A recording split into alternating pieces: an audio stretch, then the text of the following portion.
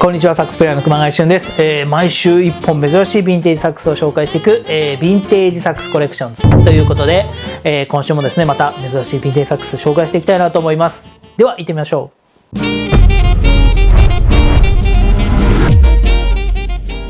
はい、今回ね紹介する、サックスはこちら、セルマー US パッドレスという、楽器です。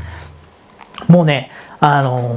珍しい、まさにその一言につきます。でね、本当ね、今にね、ない、本当に革新的な、本当にアイディアが詰められたサックスです。今回もね、また3つの、トピックに分けながら、ご紹介をしていきたいなと思います。ぜひね、これね、楽しいというか、なかなか見たことないサックスだと思うんで、ぜひ楽しんでもらえたらなと思います。では、行ってみましょう。では、最初のトピック、真逆の発想と、革新的なアイディアということで、今日ね、本当はね、音出したいんですけど、ならないんですよ。このヴィンテージサックスコレクション史上初の、音なし、サックス解説動画になるんですけども、まあね、実はね、これね、直したいんですけど、直せるっていう人が見当たらなかったんです。で、まあそれは何でかっていうと、ちょっとね、構造をね、見ていこうかなというと思うんですけども、基本的にサックスっていうのは、このタンポ、要はこのパッドですね。パッドが、この上の上部についているのが今の普通の形なんですね。普通の形、今のというか、まあ、昔からそうなんですけど、実はこのサックス、パッドレスっていう名前だけあって、ここの上の部分にパッドがついてないんですよ。で、じゃあどうやって締めるのかってなった時に、この楽器の方にパッドじゃないんですけど、このサイドの部分にですね、このパッドがついているという、今までのサックスではもう考えられないようなこのアイディアがついてるんですね。で、まあ実際にこの要は上のところが平らになってて、ここの下のパッドと一緒にこうこの音というかこの締められるというような形になってるんです。で、これってね、実はね、今までもこれまでもそして今もですけど、こういったサックスってないんですよ。だからね、この材料がないし、で、やっぱ楽器自体ももう古いんで、これが正確にもう締まらなくなっちゃってるんですよね。だからね、僕ね、本当ね、状態のいいパッドレスね、探してるんで、もし、いいパッドレスだったらコメント欄に載せてもらえたらなと思います。だからね、音はね、ちょっとは鳴るんですけど、ほぼもうインテリアみたいなものになってしまってます。ただね、こういったね、構造っていうのはね、全然、今までにない貴重なモデルだと思うんで、ぜひね、本当これは、写真とかね、動画も載せていこうと思うんで、見てもらえたらなと思います。では次のトピック、パッドレスが流行らなかったわけということで、これね、まあね、もちろん、新しいアイディアなんですよ。で、開発者はね、ユージン・サンダーっていうね、方が作ったんですけど、今ね、セルマーって昔、前の動画で紹介したんですけれども、要はアメリカンセルマーっていうのとセルマー USA っていうのがあるという、オメガの時かな、お話をしたと思うんですけれど、これは別物なんですね。で、昔このセルマー USA っていうのは、要はフランスのこのセルマーのサックスを販売していた代理店みたいな存在だったんです。で、昔名前がね、H&A セルマーっていう名前だったんですよ。で、そこの、要は開発、要は専門、サックスの責任者がこのユージン・サンダーっていう方だったんですけども、1938年にこのパッドレスっていうのをこう見出して研究して、1940年頃に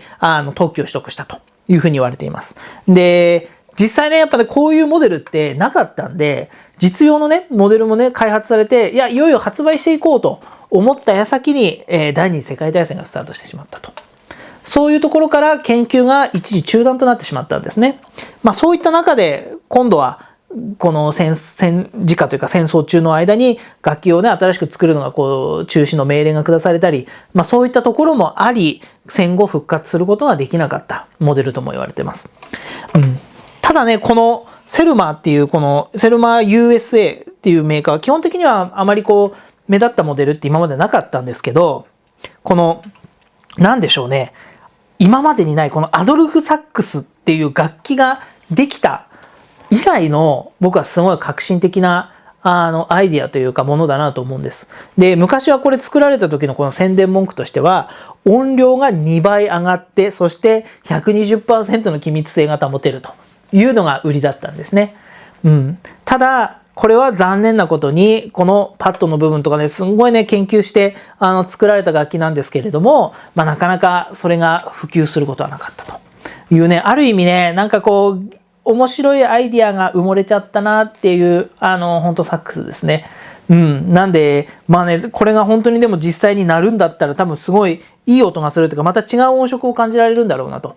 昔の、楽器としてはまた違う、新しいね、サウンドを得られたんじゃないかなと、思います。僕もね、この当時の時に戻ってこの音をね、確かめてみたかったなと今は思いますね。はい。では、現行との違いということで、もうね、もちろん全部が違うというか、この構造はね、違うんですけど、でもサックスのこの構造上はそんなに大きくは変わらないんです。ただやっぱね、この押した感じっていうのはやっぱりなんかこう、金属を押してる感じっていうのかな。なんかこう、あんまりこうパッドがついた感じない、そのカチカチ、こうなんか軽いような、なんかね、そんなイメージがありますね。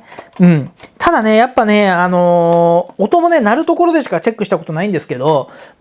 鳴る音だけで考えると結構ね、音圧はね、感じられます。だからやっぱりそういったこの宣伝文句であと音量が2倍に上がるとか、そういったところはね、多分きっとそうなんだろうなと、予測でしかないですけども、感じられるサックスですね。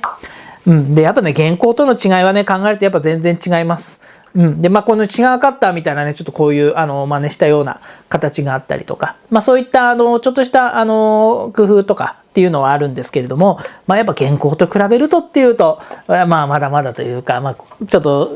なんでしょうね、実践として使うのは難しいだろうなと、そういうような印象の楽器です。